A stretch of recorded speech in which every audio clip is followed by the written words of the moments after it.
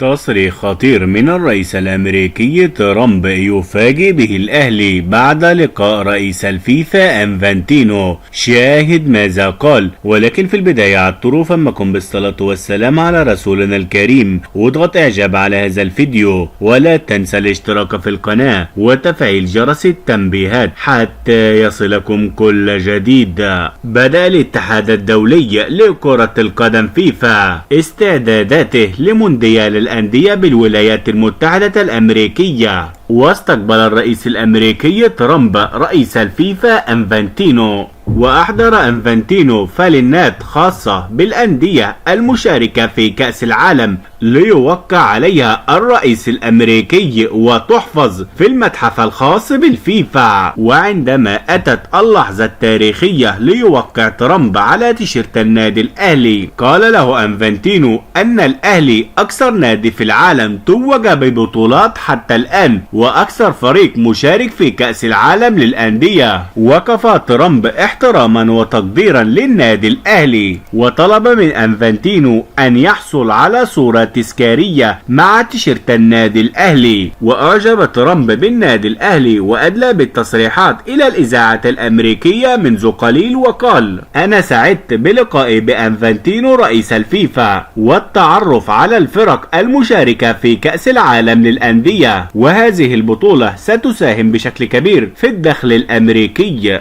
وسعدت أكثر بالتعرف على النادي الأهلي، فالحقيقة أن إفريقيا أخرجت النادي الأهلي الأكثر تتويجا بالبطولات في العالم، فهذا النادي بأقل الإمكانيات وصل إلى العالمية، على العكس من الأندية الخليجية التي تصرف المليارات ولا تحقق أي شيء. وأنا أقدر جدا المكافحين، وقررت مع رئيس الفيفا أن ألغي الرسوم الضريبية على النادي الأهلي 30%، فكل الفرق المشاركة ستدفع 30% ضرائب على ما ينص عليه القانون الأمريكي، إلا الأهلي سيحصل على كل مستحقاته صافية بلا ضرائب. وفي النهاية، لو أنت داعم ومحب للنادي الأهلي، اضغط إعجاب على هذا الفيديو، ولا تنسى الاشتراك في القناة وتفعيل جرس التنبيهات حتى يصلكم كل جديد.